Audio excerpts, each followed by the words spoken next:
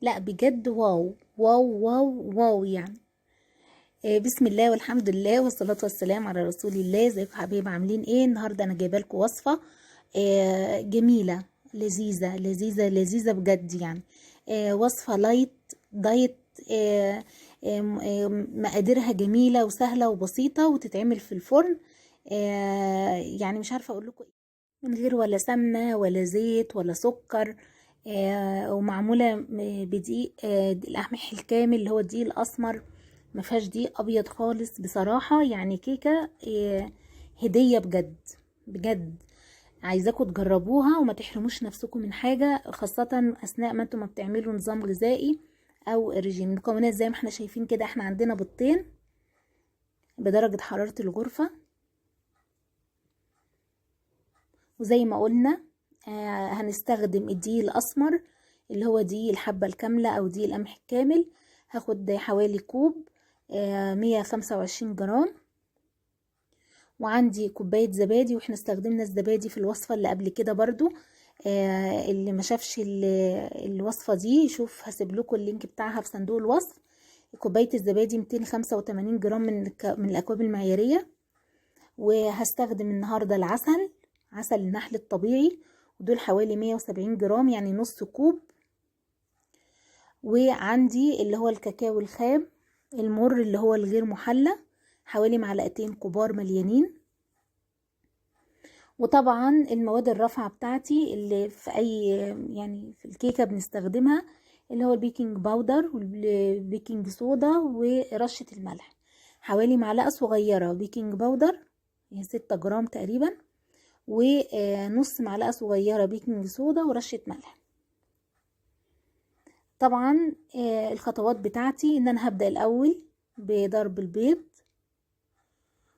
ضربة كده بسيطة يعني في الاول، وبعد كده هبدأ اضيف العسل.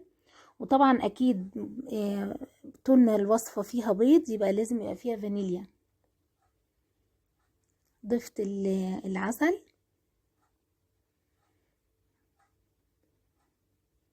هبدأ اضربهم.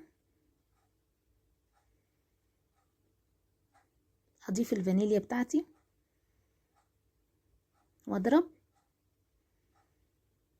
بجد والله يا جماعة جربوا الوصفة دي، روعة روعة روعة. احنا المرة دي عملناها في الفرن، او انا عملتها في الفرن عشان خاطر المرة اللي فاتت لما سويناها على البخار في ناس ما عندهاش خبرة تسوية الكيكة على البخار، رغم انها كانت سهلة جدا يعني. فقلنا المرة دي يعني ايه، على البخار مرة ونعملها في الفرن مرة. ضفنا الزبادي لحد ما يبقى القوام كريمي كده وجميل. هبدأ بقى احط المكونات الجافة بتاعتي كلها على بعضها. ادي البيكنج باودر والبيكنج صودا اللي هي كربونات الصوديوم والملح. وطبعا هنخلهم علشان تدي هشاشة كده للكيكة. واحط اضيف الكاكاو، حبة كده خرجوا على بره. شايفين الكاكاو؟ انا مش عايزة يبقى فيه بقى الحاجات دي تنزل على السائل بتاعي على طول، لازم تبقى ايه كلها ناعمة. بقلبه، هنلاقي القوام بتاعه شبيه كده، يعني هي زي الكيكة العادية بس شبيهة اكتر بالبراونيز. بجيب الصينيه بتاعتي المقاس الصغير ده زي ما انتم شايفين كده اهو، مش بيبقى فيه صواني 3 صواني، ده المقاس الصغير، المقاس رقم 3 فيه. مش عارفه بقى بصراحه مقاسه ايه بالظبط. بدهنه بماده دهنيه واحط ورقه الزبده عشان تلزق، وبعدين ادهن تاني ماده دهنيه فوق ورقه الزبده، حاجه خفيفه علشان خاطر ما تلزقش. هحطها في الفرن سخن. اول ما ببدأ في الكيكه بكون مسخناه على درجه حراره 180 درجه. دلوقتي هحضر الصوص. وطبعا الصوص احنا كنا حضرنا قبل كده الجريك يوجرت اللي هو الزبادي اليوناني، وهسيب لكم اللينك بتاعه في صندوق الوصف. هاخد حوالي كوبايتين من الزبادي اليوناني زي ما احنا شايفين كده، ضربته اديته ضربة بالمضرب. شايفين النعومة والقوام بتاعه رائع يعني. مش عارفة انا حتى الكريم شانتيه مش هيبقى قوامه جميل كده. هضيف عليه معلقة كبيرة عسل، او حسب التحلية بقى اللي انت عايزاها. يعني عندك اطفال في البيت ممكن تزودي كمية العسل او كمية الكاكاو براحتك، دي ممكن تتحكمي فيها براحتك. انا ضفت هنا حوالي معلقة كبيرة مليانة من الكاكاو الخام وهقلبهم كلهم في بعض. شايفين ما شاء الله كوبايتين هما من الزبادي اليوناني ده. كان كمية كبيرة وغرقت الكيكة كلها صوص. ادي الكيكة بتاعتي خرجت من الفرن، هي مش نافشة قوي، هي عاملة سمكها عامل زي البراونيز زي ما قلت لكم. وانا بشد ورقة الزبدة حتة كده اتقطعت من الحرف، بس كل ده هيتدار عادي يعني. زي ما احنا شايفين الصوص كده يا جماله خطير، تقوليش كده يعني مش عارفة.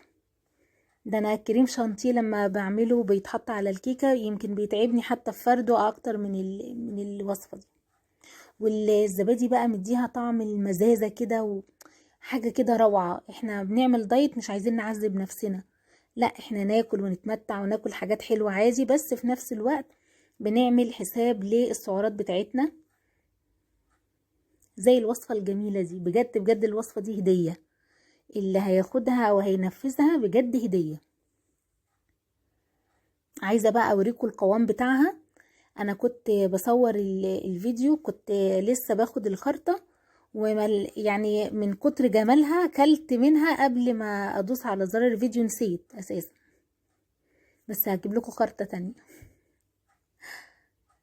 اهي شايفين المكان الفاضي ده، كانت الخرطة الاولانية اللي اتاكلت.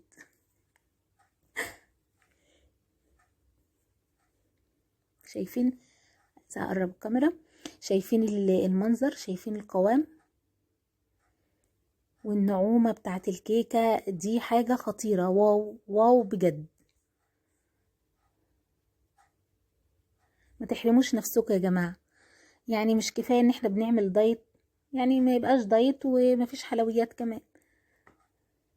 ما تنسوناش باللايك والشير، شيروه مع اصحابكم عشان الكل يستفيد والناس تشوف الوصفات بتاعتنا. ولو لكم اي تعليق او اي تعليق على الوصفة قولوا لنا، ومع السلامة.